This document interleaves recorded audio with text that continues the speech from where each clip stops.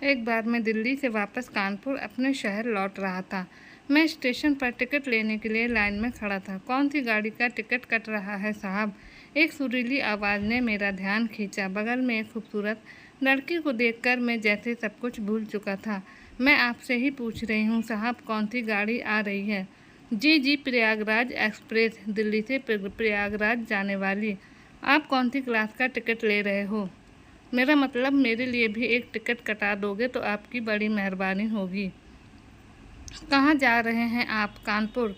तब तो और भी अच्छी बात है, मुझे भी कानपुर ही जाना है।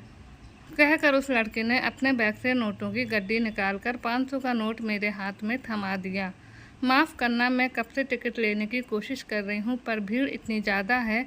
रुपए की गड्डी बैग में रखते हुए वह लड़की बोली, कोई बात नहीं, आप आराम से सामने वाली बेंच पर बैठ जाइए। जब ट्रेन आई तो मैं अपने डिब्बे में चादर बिछाकर एक सीट पर बैठ गया। मैं जैसे उस लड़की के विचारों में खो गया। काश वह लड़की मेरे पास आकर बैठती। अरे आप! थोड़ी ही देर बाद वह लड़की उसी डब्बे में आकर मुझसे बोली, आपको ऐतराज़ ना हो तो आपकी बिछाई चादर पर जी बैठिए। जब हम और आप एक ही शहर जा रहे हैं तो ऐतराज़ कैसा? मैं बोला। वह लड़की मेरी बिछाई चादर पर बैठ गई। थोड़ी देर बाद वह अपने हैंडबैग की चैन खोलने लगी। कभी इस पॉकेट की चैन तो कभी दूसरे पॉकेट की चैन खोलती और बंद करती। वह बार बार बैग टटोल रही थी। वह बहुत परेशान लग रही थी। मुझसे रहा ना गया तो मैंने पूछ ही लिया, क्या हो गया? लगता है कि कुछ मेरे रुपए का बंडल। उस लड़की ने बैग टटोलते हुए कहा। कितने रुपए थे? मैंने पूछा। 25,000 रुपये थे। मामूली सी बात समझकर लड़की ने लापरवाही से कहा। लगता है किसी ने हाथ साफ कर दिया। आपके साथ और कोई नहीं है क्या? मैंने पूछा। छोड़ो, शहर तो पहुंच जाऊंगी, कोई नहीं है तो आप तो हो ही। मुझे घर तक छोड़ देना, घर पर आपको टैक्सी का किराया वापस कर दूंगी। कोई बात नहीं। तेज़ रफ्तार से ट्रेन चली जा रही थी। वह लड़की मुझसे सटकर बैठ गई। लड़की की छुअन पाकर मुझको जैसे बिजली का झटका लगा। उसके बदन की खुशबू से मैं मदहोश हो रहा था। आप कानपुर में कहाँ रहती हैं? पटेल नगर में। और आप? जवाब देने के बाद लड़की ने पूछा, आप किसी सरकारी नौकरी में हैं? जी हाँ। इसी बीच ट्रेन रुकी। वह लड़की मुझसे टकराई। जब उसका बदन मुझसे टच हुआ तो मेरा रोम रोम रोमांचित हो गया। मैंने उससे उसका नाम पूछा तो उसने बताया, मेरा नाम प्राची है। धीरे धीरे हम दोनों एक दूसरे से काफ़ी घुल मिल गए। उससे बात करते करते समय कब कट गया पता ही नहीं चला। मेरी ट्रेन कानपुर पहुंच गई। जब हम स्टेशन से बाहर निकले तो मैंने उस लड़की से आग्रह किया कि आज की रात वह मेरे घर पर रुक जाए, क्योंकि मेरी बीवी मायके में थी और मैं घर पर अकेला ही था। कुछ सोचने के बाद वह लड़की बोली, ठीक है, आप इतने प्यार से कह रहे हैं तो चलिए। फिर टैक्सी पे बैठकर हम घर की ओर निकल पड़े। घर के सामने पहुंचते ही प्राची मेरा आलीशान घर देखकर हैरान रह गई। नौकर ने घर का गेट खोला और नमस्ते किया। नौकर ने मेरी अटैची टैक्सी से निकालकर घर में रखी। मैडम, ये है अपनी कुटिया। आपके आने से हमारी कुटिया भी पवित्र हो जाएगी। मैंने प्राची से कहा। बहुत ही खूबसूरत घर बनाया है। कितनी भाग्यशाली हैं इस घर की मालकिन। छोड़ो, इधर बाथरूम में, आप फ्रेश हो जाओ, मैं आपके लिए कपड़े लाता हूँ। कहकर मैं दूसरे कमरे में जाकर एक बड़ी सी कपड़ों की अटैची ले आया। अटैची खोली तो उसमें कपड़े तो कम थे, सोने चांदी के गहने व नोटों की गड्डियाँ भरी पड़ी थीं। नहीं नहीं, ये अटैची मैं भूल से ले आया। कपड़े वाली अटैची इसी तरह की है। और मैं तुरंत अटैची बंद कर उसे रखकर दूसरी अटैची ले आया। ये लो अपनी पसंद के कपड़े, मेरा मतलब साड़ी, ब्लाउज या सूट निकाल लो। इसमें रखे सभी कपड़े नए हैं, पसंद तो आपकी रहेगी। तिरछी नज़रों से कुछ मुस्कुराकर प्राची ने कहा, ये काली ड्रेस बहुत प्यारी लग रही है, ज़्यादा फवेगी आप पर, ये मेरी पसंद। वह ड्रेस लेकर प्राची बाथरूम में चली गई। तब तक मैं भी अपने बाथरूम में नहाकर ड्राइंग रूम में आकर प्राची का इंतज़ार करने लगा। प्राची जब तक वहाँ आई तब तक नौकर चाय नाश्ता टेबल पर रखकर चला गया। हम दोनों ने नाश्ता किया। मैंने पूछा, खाने में क्या चलेगा?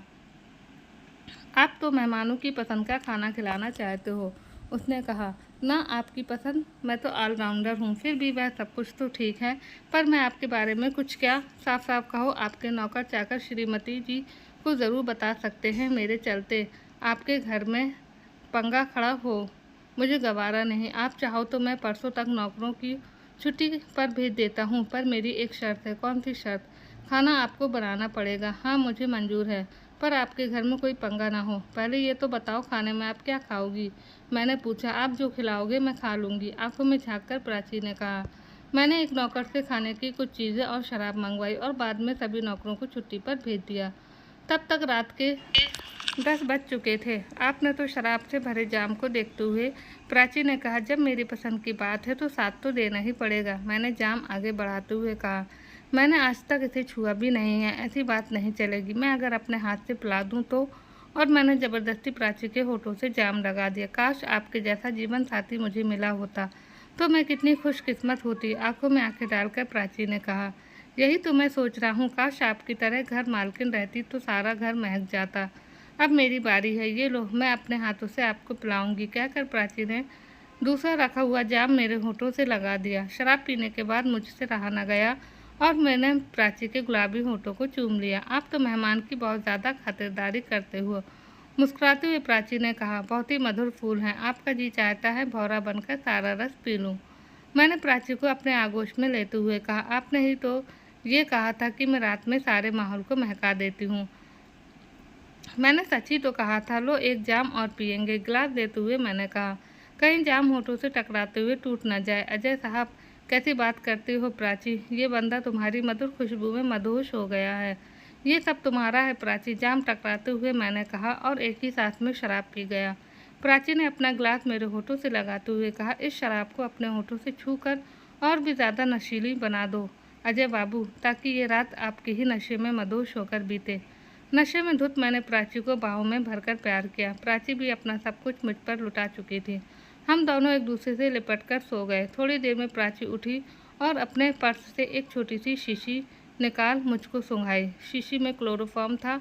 इसके बाद प्राची ने किसी को फ़ोन किया। मैं जब सुबह उठा उस समय 9 बजे थे। मेरे बिस्तर पर प्राची की साड़ी पड़ी थी। साड़ी को देख मुझे रात की सारी बातें याद हो आईं। मैंने ज़ोर से पुकारा, प्राची। बाथरूम से नल के तेज़ी से चलने की आवाज़ आ रही थी। मैंने दोबारा आवाज़ लगाई, प्राची, हो गया नहाना, बाहर निकलो। पर प्राची की कोई आवाज़ नहीं आई। तब मैंने बाथरूम का दरवाज़ा धकेला तो मुझे प्राची नहीं दिखी। मैं घर के अंदर गया। सारा सामान इधर उधर पड़ा था। रुपए, पैसे व जेवर वाला सूटकेस, घर की कीमती चीज़ें गायब थी। मुझको समझते देर नहीं लगी। वह लड़की मुझको बेवकूफ़ बनाकर चली गई। मैं वहीं सिर पकड़कर बैठ गया। मुझको अपने आप पर शर्म आ रही थी। अब मेरे पास पछताने के सिवा कोई चारा नहीं था।